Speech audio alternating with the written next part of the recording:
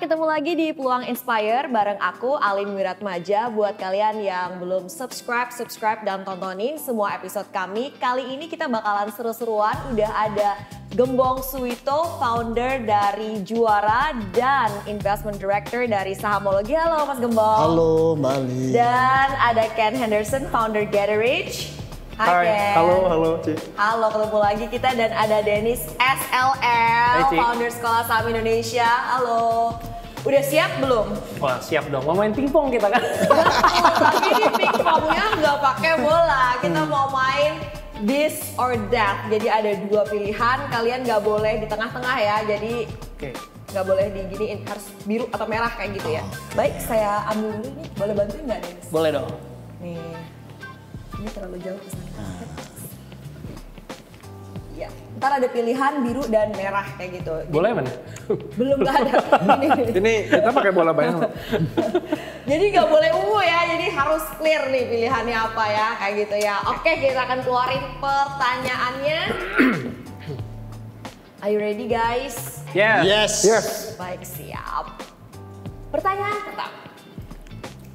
Dalam memilih suatu aset untuk diinvestasiin, kalian akan lihatnya lebih ke aspek mana?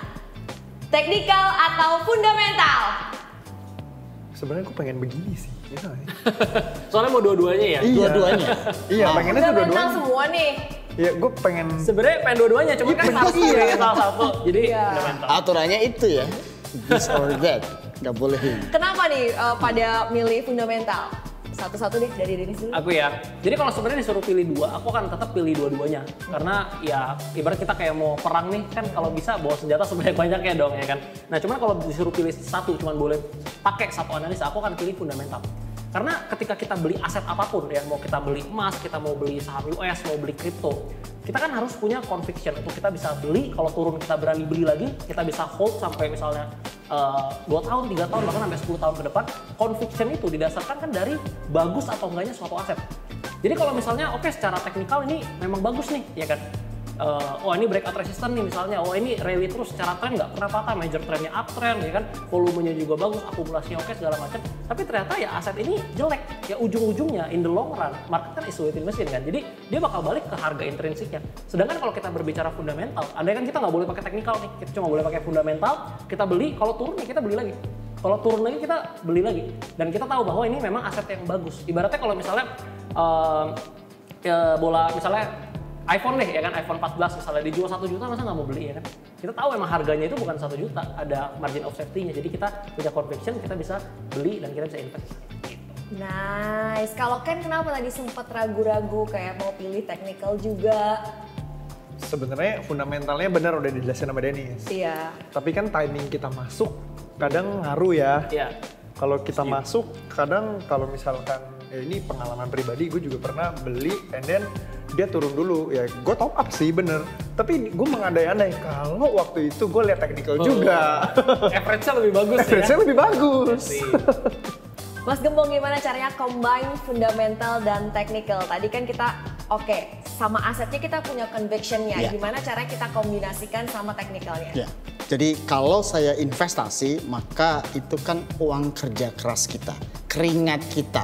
Oleh karena itu, bicara fundamental, bicara kualitas perusahaan, story-nya, dan kinerjanya, profitability. Ya, saya pilih fundamental karena saya pengen nyaman, saya pengen tenang. Karena bicara financial planning, itu sesuai dengan tujuan keuangan dan investasi itu membantu ya goal based investingnya. Jadi saya pilih fundamental. Ini gurunya aman dan nyaman. Ya, tetap aman gitu kan.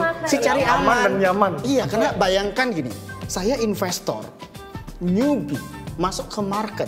Saya pengen bahwa 3 tahun, 5 tahun, 10 tahun itu ada pengalaman positif. Itu yang kita pengen bentuk. Dan secara historical juga, ketika bicara fundamental, misalnya contoh Apple dan krisis itu pasti terjadi. Ya, pada saat krisis drop 30-50% mungkin. Nah, di situ ada kenaikan, ada bounce back-nya, ada ceritanya. Nah, itu yang kenapa saya conviction fundamental. Fundamental first ya untuk pertanyaan pertama. Baik, kita akan ke pertanyaan kedua. This or that. Dalam berinvestasi, lebih mending beli nyicil atau lump sum? 3, 2, 1. agak lambat nih. Sama ya? Sama terus nih, kompak banget ya. Ya udahlah. Bisa berubah begini. Tadi aku kalau lihat dari kecepatannya Dennis paling lambat. Boleh lambat. Angkat kenapa sih sempet ragu-ragu gitu ya? Gimana sih? Nggak sih, tadi aku mau lihat penasaran sama Ken jadi lupa angkat. Pengen lihat sama lagi atau beda sama semua. Kenapa sih lebih milih nyicil nih? Aku dulu. Kayak KPR aja, boleh siapa aja mau duluan? Coba mau duluan. Satu, saya. Oke. Iya, Boleh deh. Nyicil. Dollar cost averaging.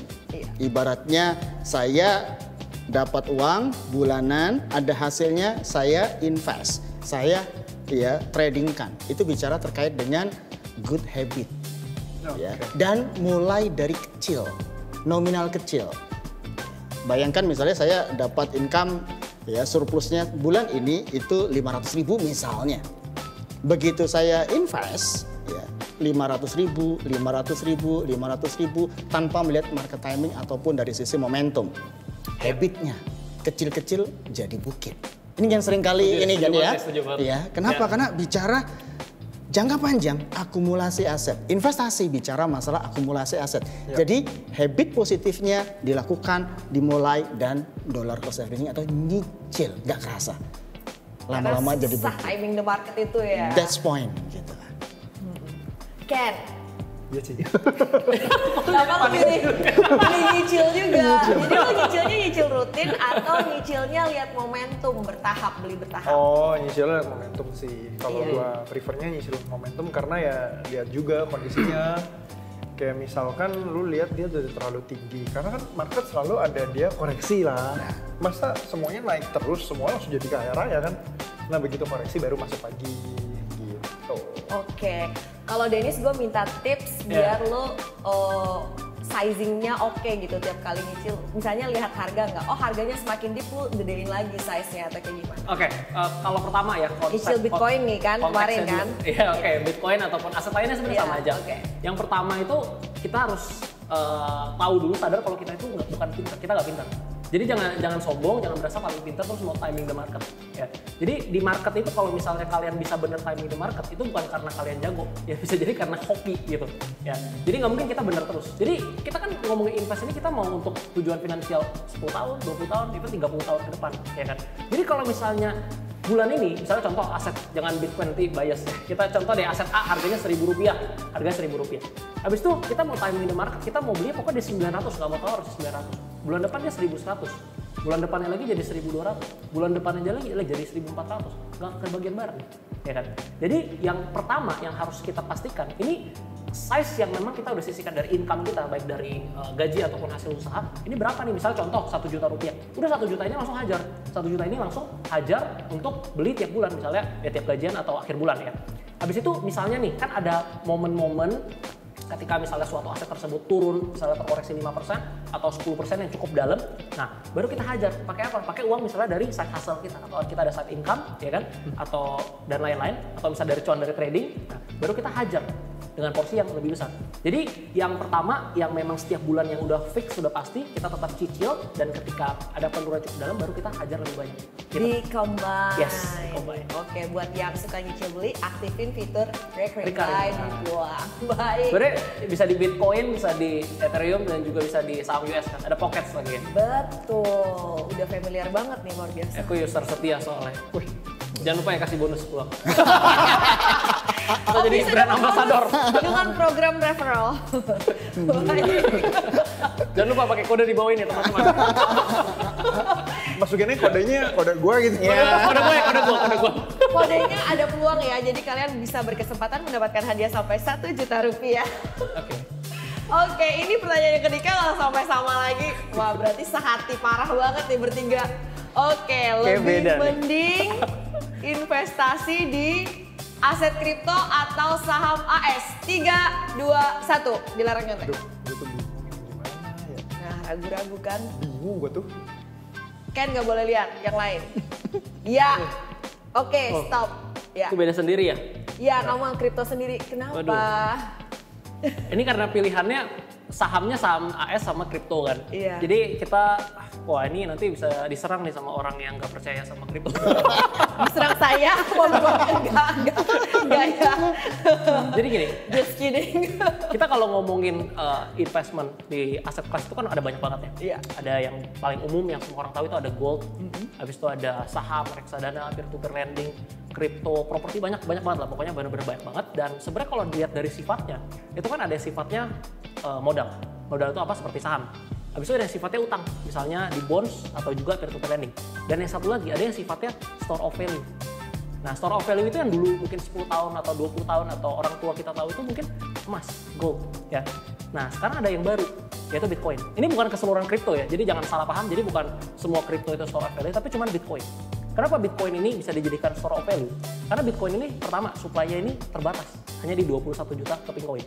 Adopsinya paling cepat, network effect-nya paling cepat, community-nya paling kuat. Nah, habis itu kalau kita ditanya, tadi kan cuma boleh pilih antara dua ini, ya kan? Antara saham US dan juga kripto. Nah, sebenarnya saham US aku juga punya. Aku juga invest di S&P di luar kan sama Apple. Tapi karena cuma boleh pilih satu, kenapa pilihnya kripto? Sebenarnya pilih Bitcoin sih, bukan kripto. Jadi pilih Bitcoin. Karena gini, kalau kita ngomongin di satu dunia secara global, setiap negara itu punya kondisi ekonomi yang berbeda-beda. Ya, kalau kita ngomongin kayak negara-negara seperti misalnya Argentina, seperti Turki gitu, yang mata uangnya sangat melemah gitu ya, sangat melemah. Kita invest misalnya, kita beli saham, ya kita beli 100 juta. Habis itu cuan nih 50%, jadi 150 juta tuh. Tapi ketika kita mau pakai uangnya di luar negeri, itu nggak ada 150 juta nilainya. Kenapa? Karena ekonominya lesu, segala macam. Nah, jadi kalau memang kita mau berinvestasi di financial market ya, di saham, kita kan harus pastikan negaranya benar-benar kuat secara ekonomi, sahamnya udah mature ya, udah earningsnya bagus segala macam, dan kita bisa tahan untuk long term. Sedangkan kalau untuk sekarang, bagus nggak saham Amerika? Oh bagus banget ya kan. Tapi kalau ngomongin 20 tahun, 30 tahun lagi kan nggak bisa ngomong. Ya kan? Yang dulu bagus bisa kok jadi jelek, yang dulunya jelek negara bisa jadi bagus. Tapi kalau kita ngomongin kripto atau Bitcoin, ini secara global. Kita beli Bitcoin di Indonesia, beli Bitcoin di Argentina, beli Bitcoin di negara manapun, itu tetap Bitcoin. Jadi global, bukan stick sama negara. Jadi itu yang perlu kita pahami. Jadi kalau cuma boleh dipilih satu, ya tentu aku akan pilihnya di Bitcoin seperti itu. Di Bitcoin, luar biasa. Ini mungkin sesuai usia ya. Mas Gembong, boleh di-spill sedikit ya usianya yang paling senior. Yakin banget saham AS kayak gitu. Kemudian Dennis yang paling muda, Bitcoin kayak gitu. Nah ini emang secara usia di tengah-tengah dia. Kenapa sih kan apa yang bikin lama banget mikirnya galau gitu? Nggak, simpelnya sih. Pengen dua-duanya ya? Iya, sebenarnya pengen dua-duanya. Banyak mau dia gitu ya. Oh, iya. Banyak mau tadi itu BM. Wah, tepuk tangan dulu untuk Ken. Kenapa sampai galau tadi? Tapi nggak, gue galau gini karena sebenarnya menurut gue kalau di analisa gue lebih percaya sama saham US karena secara perusahaan ada. Jadi kalau ditanya gue Bitcoin believer atau bukan, sebenarnya I'm not really that believe in Bitcoin, tapi ya dari 100% portofolio gue ya 1-2% tuh gue ada di Bitcoin. Nah, tapi kalau ditanya sebenarnya kalau secara fundamental sih gue lebih demennya saham karena bisa dianalisa.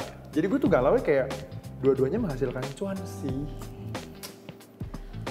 Kalau trading aset kripto lebih milih Bitcoin atau altcoin? 3, 2, 1. Oh, ini kayaknya udah bersatu semuanya ya. Iya.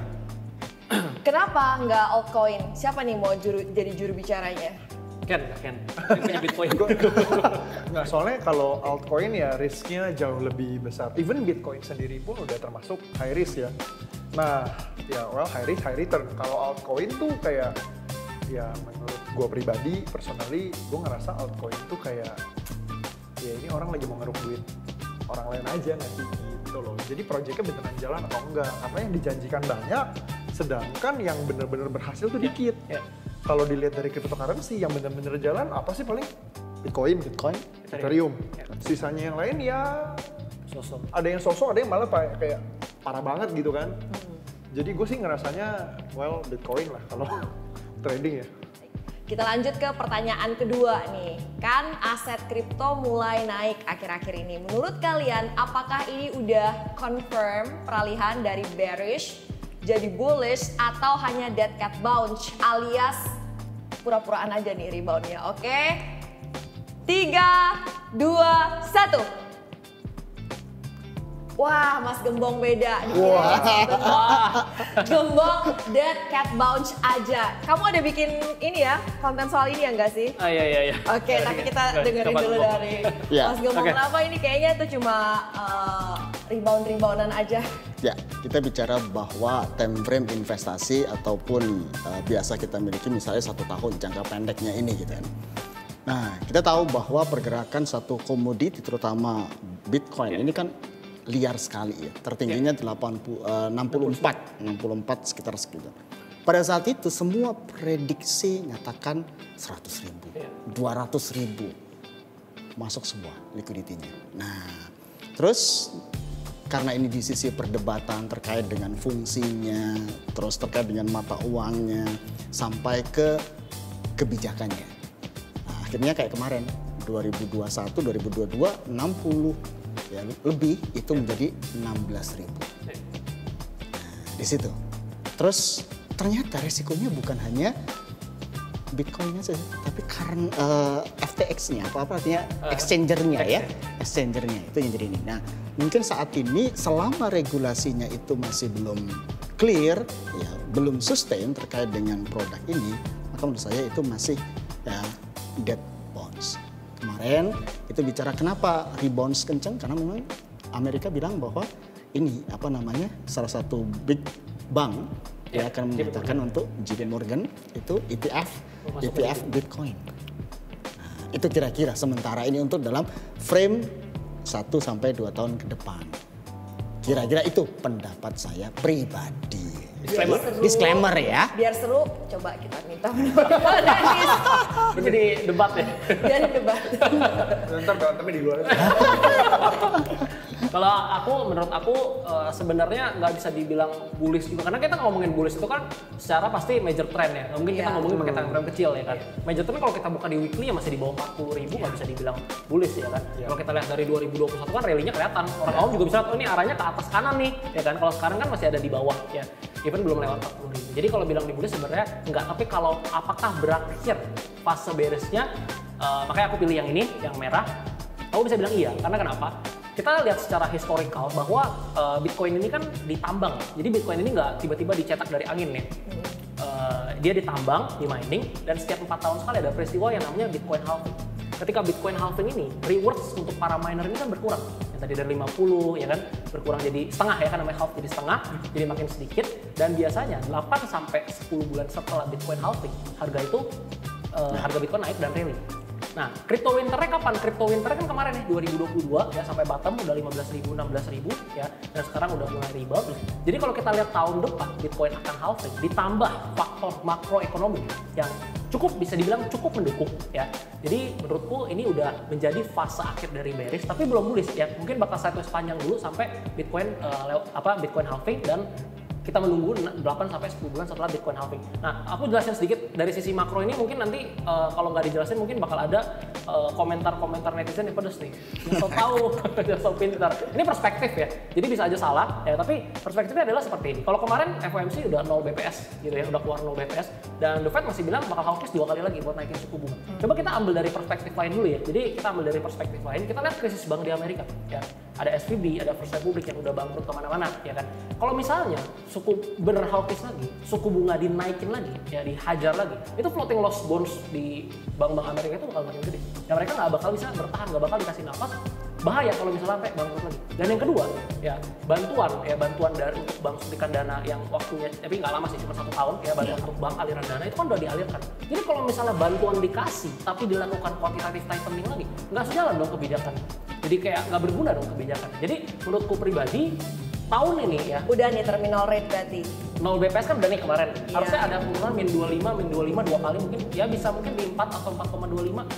Mungkin ya. Balik lagi, tapi kalau untuk naik menurutku akan sangat berat, karena kalau sampai naik lagi itu ibarat jadi senjata yang berbalik untuk Amerika sendiri. Gak kuat gitu ya perbankannya. Dan kalau misalnya turun suku bunga sampai turun, otomatis apa? Simple. DXY yang melemah, high risk asset seperti stok dan juga cryptocurrency itu bakal improve. Dan itulah fase yang cukup beriringan dengan Bitcoin halving ini. tim Bitcoin menanti-nantikan ya The Fed Pivot ya bersamaan dengan nanti semakin meriahnya saham-saham teknologi biasanya kayak gitu beriringan. Oke, kita pertanyaan yang selanjutnya nih. Kalau kalian trading saham AS di sektor otomotif, pilih mana nih? Toyota atau Tesla? 3, 2, 1. Wah, tumben. Saya tadi prediksi Mas Gembong pilihnya Toyota. Sesuai usia. Cara aman. Cari amin ya, cara aman. Tapi saya lebih suka kalau bicara ya otomotif gitu kan. Untuk story ke depan Tesla. Kenapa? Terkait dengan kebijakan global, ya, energi listrik, ya, clean energy, dan lagian dia sudah memulai. Nah, misalnya Tesla, dia brandingnya adalah ya, listriknya gitu kan, mobil listriknya. Toyota bisa membuat listrik, tetapi kan jauh lebih cepat dari sisi Teslanya. Kira-kira itu. Nah, Kan kenapa nih biar berantem? Kenapa lebih konservatif nih soal emiten otomotifnya? Tapi kalau ditanya gue lebih suka yang mana, gue kayaknya lebih suka Toyota sih tetap. Mobilnya atau saham? ini yang Kan kita lihat lah, kita pakainya apa juga sehari-hari, lebih banyak mana di jalanan gitu ya. Soalnya kalau secara lihat dari grow, Tesla itu grow-nya emang tinggi banget. Tapi karakteristik yang grow-nya tinggi, Volatility. high grow, ya volatility-nya juga tinggi. Nah, personally gue kalau volatility tinggi gue nggak gitu suka. Gitu. Jadi ya gue lebih prefer yang medium growth atau yang kalau yang growth-nya terlalu rendah, gue juga nggak demen, jadi yang medium lah. Kalau kalian trading saham AS di sektor teknologi, transformasi digital, lebih pilih mana? Dan ini sebagai informasi tersedia dalam paket The Tech Giants ya. Intel atau Nvidia? 3, 2, 1. Ken berbeda lagi. Lagi loh. Oke Ken, berarti kamu nih harus jelasin kamu nih. ini sebenarnya aku cari aman atau enggak sih gitu. Kalau berapa beda gitu. Ya kan dari zaman dulu Intel lebih inilah maksudnya. Ya sebenarnya jawabannya mirip lah kayak yang tadi. Karena udah lebih jadul aja. Tapi by the way mungkin kalau gue belum menikah, gue akan pilih yang biru terus. Dari Nvidia ya? Nvidia iya, Tesla iya. Kalau Berarti gua kita belum harus menikah. tanya istrinya. Pengendalinya di istrinya kayaknya. Pemegang saham pengendali. Iya. Pertanyaan selanjutnya, this or that. Jika investasi di reksadana, lebih pilih mana? Reksadana saham atau reksadana pendapatan tetap? 3, 2, 1. Sama. Sama. Sama semua. Sama. Kenapa? Apa karena iklim makroekonomi lebih mendukung obligasi atau reksadana pendapatan tetap? Oke, kalau dari sisi kami perencanaan keuangan biasanya mulai dari bawah, mulai dari resiko rendah. Setelah itu dia akan pengalaman positif. Plus yang kedua makroekonomi terkait dengan suku bunga. Ya, karena suku bunga sudah kira-kira rata-rata kalau ngomong Indonesia ini sudah paling tingginya. Ke depan pasti akan diturunkan. Ketika diturunkan otomatis ya saat ini sudah terjadi, teman-teman bisa lihat bahwa pergerakan di reksadana pendapatan tetap itu sangat positif dan bullish. Ya, terutama di obligasi negara dan itu di peluang ada. Nah, kami dari yang aman-aman cocok. Kenapa? Staging point-nya jelas. Ya, 7%, 9% udah happy setahun. Nah, itu pengalaman kami ya. Wah, kali ini sepakat nih yang single, yang udah married, yang udah berbuntut sepakat ya reksadana pendapatan tetap. Kamu Boleh. kok boleh kok nggak pilih saham sih, reksadana saham? Ini ada perspektif yang sedikit berbeda ya. Jadi mengenai reksadana saham dan pendapatan tetap. Jadi gini, kalau kita ngomongin reksadana, kita kan berarti beli manajer investasi yang aturin kan, mau belinya di mana gitu. Kenapa pilihnya RDPT, bonds gitu? Kenapa nggak pilihnya saham aja? Karena gini, kalau misalnya kita mau beli reksadana saham, yang harus kita analisa apa? Kita lihat convex sheets-nya, kita lihat dong, ini top holdingsnya apa aja nih, saham apa aja. Habis itu kita analisa dong satu persatu, cocok nggak nih? Oh ini kalau nggak cocok, kita jangan beli reksadana ini, kita cari yang lain. Kenapa nggak lihat dari performanya? Karena kan performa masa lampau nggak menentukan performa di masa depan. Jadi kita harus cek dong top holdingsnya apa aja. Nah sekarang pertanyaannya gini, kalau kita udah bisa cek top holdingsnya, misalnya ada 10 saham ya, kita udah bisa analisa. Kenapa kita nggak beli sahamnya sendiri aja? Kenapa kita nggak beli reksadana saham? Kalau alasannya mau diversifikasi, di peluang ada Nasdaq 100 sama S&P 500 itu dalam se-auto diversifikasi ke Brand bersama kita udah pasti lah. Reksadana capek banget deh. Oke banget loh. Oke, jadi jangan lupa teman-teman mau invest apapun langsung di peluang. Ada lebih 20 diantaranya itu adalah saham Saham Amerika US. Serikat. Dengan saya Denny Saselel, Biasanya di Mirat aja. investasi di peluang. Oke, keseruan ini masih akan lanjut lagi ke segmen berikutnya yang gak kalah random ya. Setiap narasumber ntar harus menjawab pertanyaan acak dari fishbowl yang ada di sini. Mereka harus jawab dan spill secara jujur. Bakalan buka-bukaan no sensor, gak boleh ya. Oke.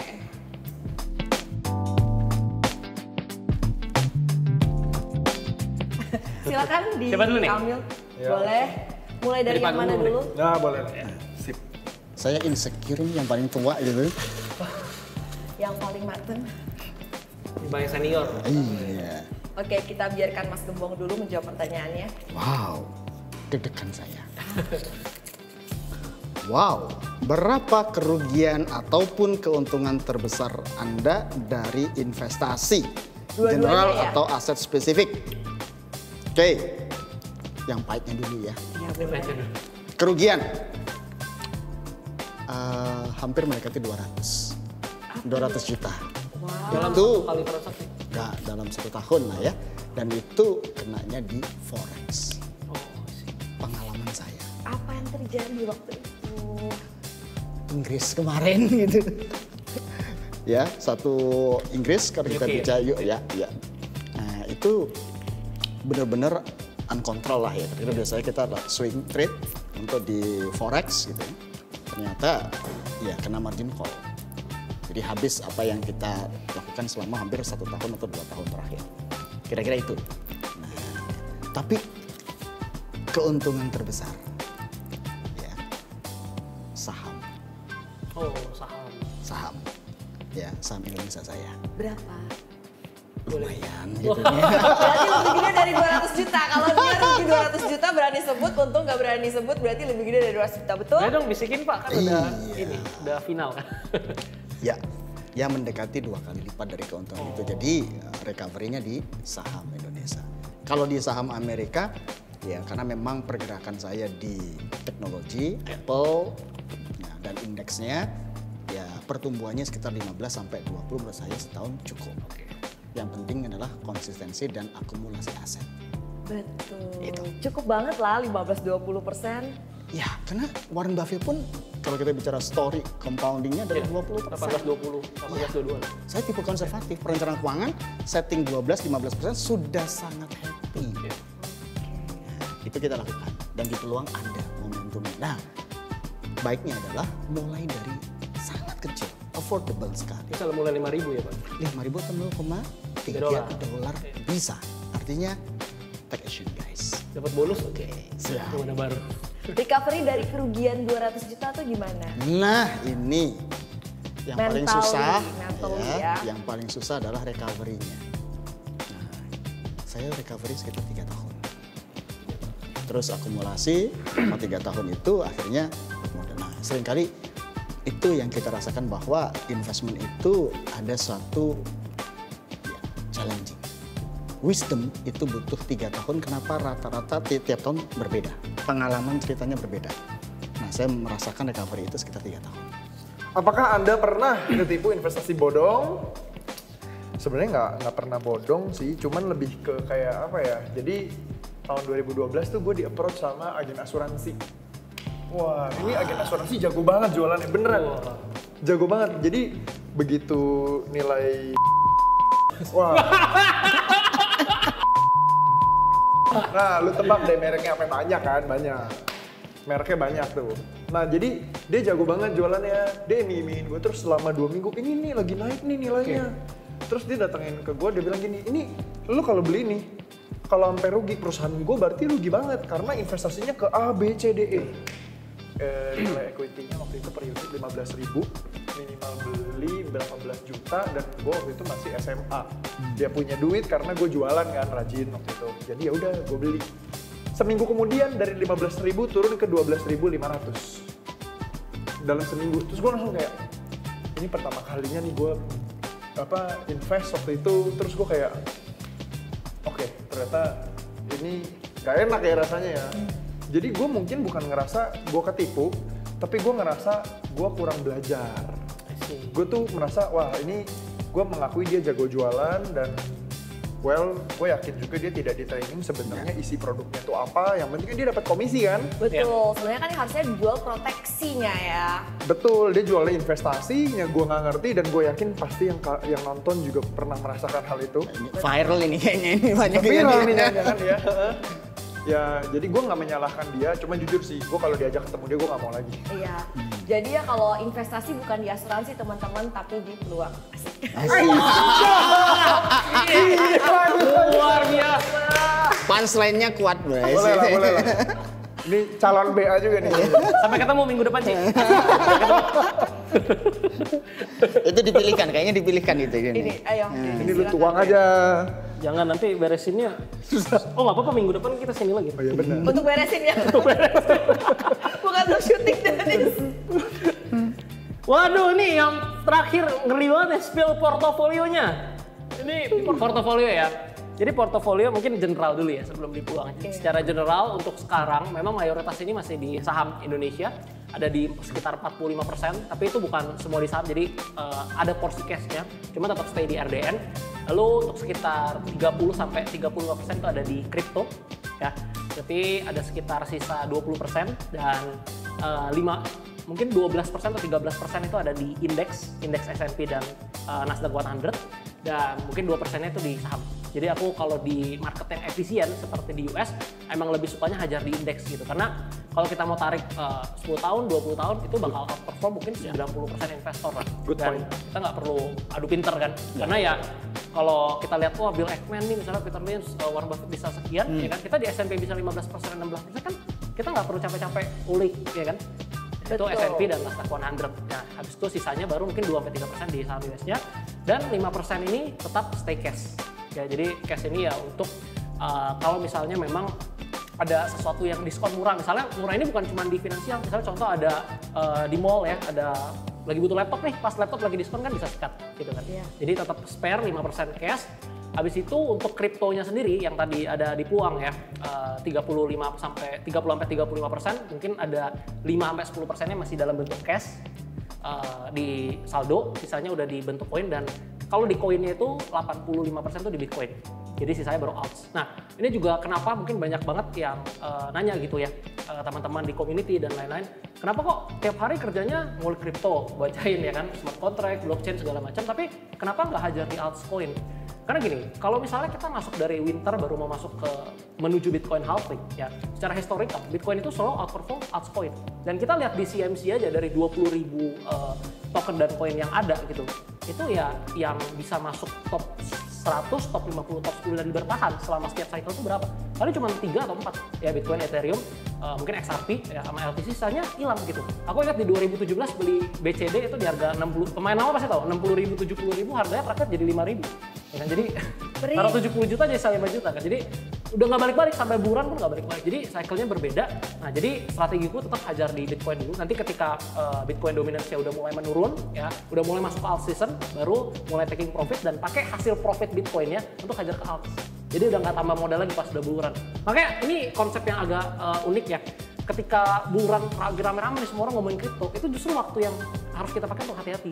Jadi kita jangan agresif. Tapi ketika orang masih pada pesimis nih ya, oh kripto nih lesu nih 20.000, 25.000, itu baru kita hajar sebenarnya. Setuju. Jadi kalau udah masuk ke bulan nanti, waktu kita taking profit dan waktu kita nikmatin. Atau kita hajar ke instrumen yang low risk. Misalnya udah dapat profit nih, misalnya 100%, 150% udah beggar ya kan, kita hajar ke misalnya kemana, ke indeks, ke reksadana, kita amanin. Gitu. Nice, Itu udah di portofolio. spill portonya. Dari seorang financial planner, kayak gimana nih rumusannya untuk mereka yang misalnya masih muda, belum nikah, proporsi untuk aset yang high risk, moderate risk, dan low risk itu seperti apa sih proporsinya untuk teori financial planning? Selalu bicara dari goalnya. Ya. Tujuan keuangannya apa? Apakah itu jangka pendek, kurang dari 1 tahun, jangka menengah, ataupun jangka panjang. Itu yang pertama dulu, clear dulu. Yang kedua, risk profile, ya, apakah dia siap terkait dengan kondisi ya konservatif, moderat, atau agresif. Nah, setelah itu, kalau misalnya dia posisinya tujuan keuangannya jangka pendek, maka portofolio. Kalau portofolio itu kita buat menjadi 3 bagian. Likuiditas kayak sepak bola ya.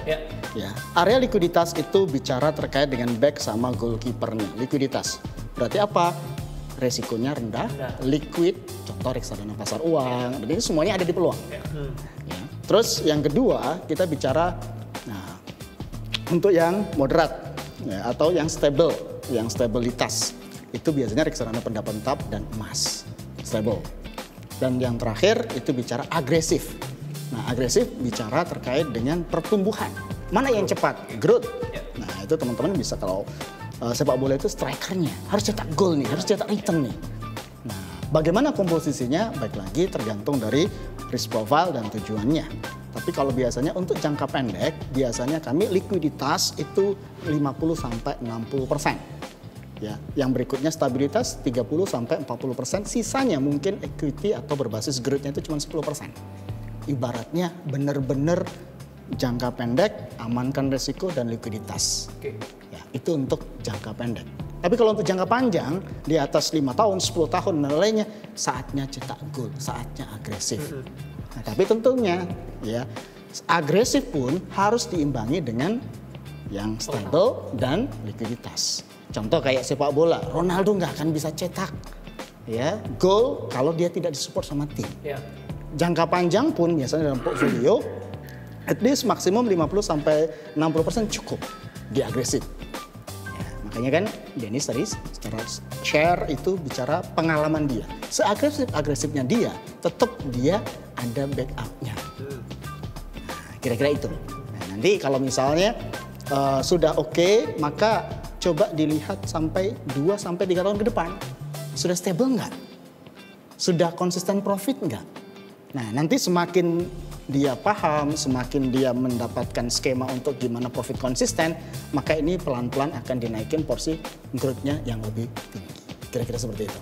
Wah, terima kasih sharingnya Mas Gembong Suwito, Ken Henderson, dan juga Dennis SLL di Peluang Inspire kali ini.